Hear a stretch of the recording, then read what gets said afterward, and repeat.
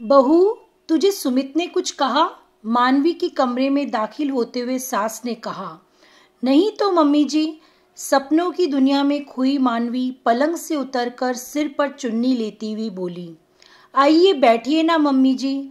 मानवी ने पलंग पर बिछी चादर को ठीक कर दिया। बेटा तू खड़ी क्यों है, इधर मेरे पास बैठ। सास ने मानवी का हाथ पकड़कर उसे अपने पास बैठा लिया।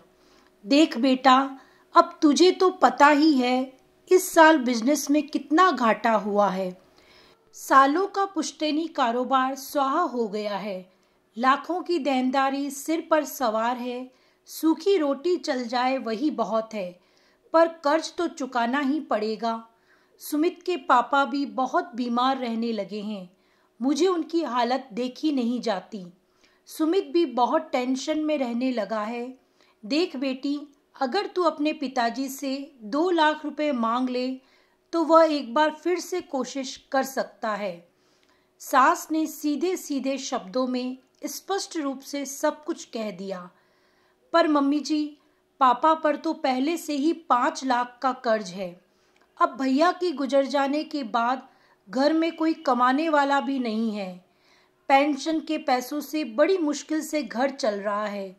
मानवी की आंखों से आंसू बहने लगे। सब ढकोसला है।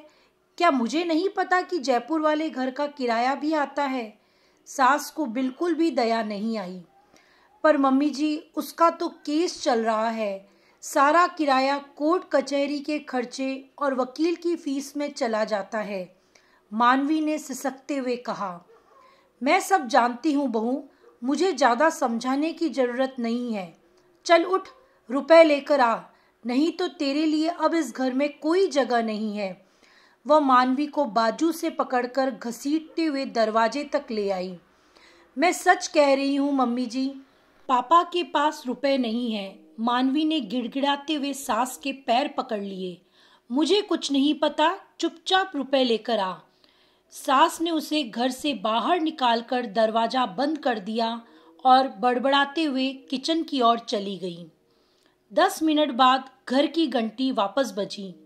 उसने सोचा मानवी ही होगी, कमबख्त ऐसे नहीं मानेगी, अभी ठीक करती हूँ।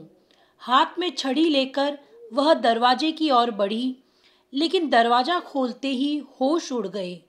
सामने रोती बिलखती बेटी पूजा खड़ी थी। उसके माथे से खून बह रहा था, बाजू पर जख्म के निशान थे। वह बेचैन हो गई। क्या हुआ मेरी बेटी को? घर पर सब ठीक तो है? माँ, विमल ने मुझे बहुत मारा, घर से भी निकाल दिया। कहता है नई गाड़ी खरीदनी है, 10 लाख रुपए चाहिए। पर बेटा, हमने शादी में मारुति दी थी ना। माँ का चेहरा गुस्से से तमतमा उठा।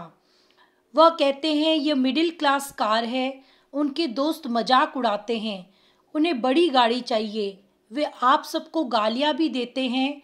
और वह फफक फफक कर रो पड़ी।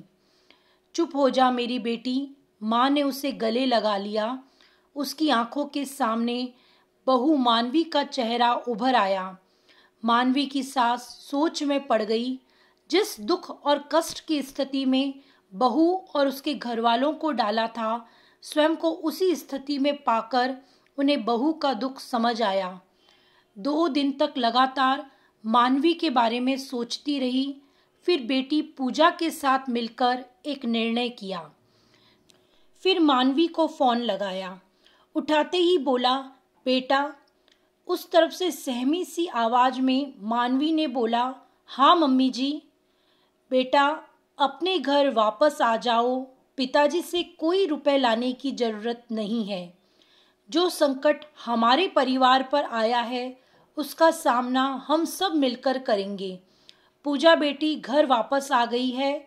उसने और मैंने मिलकर निर्णय लिया है कि तुम दोनों को अच्छी सिलाई आती है और मैं कशीदाकारी का काम जानती हूँ। गहने बेचकर हम छोटा मोटा काम तो शुरू कर ही सकते हैं। मुझे माफ़ कर दे बेटा। जीवन में इस तरह के उतार चढ़ाव तो आते ही रहते हैं, पर अगर हम सब साथ मिलकर मुकाबला करेंगे तो इस स्थिति से भी निकल जाएंगे। यह सुनकर दूसरी तरफ मानवी की आंखों में खुशी के आंसू बहने लगे। अपने पिताजी को ये खुशी की खबर सुनाकर वह अपने ससुराल वापस जाने की तैयारी करने लगी। दोस्तों, कहानी को अंत तक सुनने के लिए बहुत बहुत धन्यवाद। अगर आपको हमारी कहानी पसंद आई हो तो हमारे चैनल को लाइक, शेयर और सब्सक्राइब करना ना भूलें।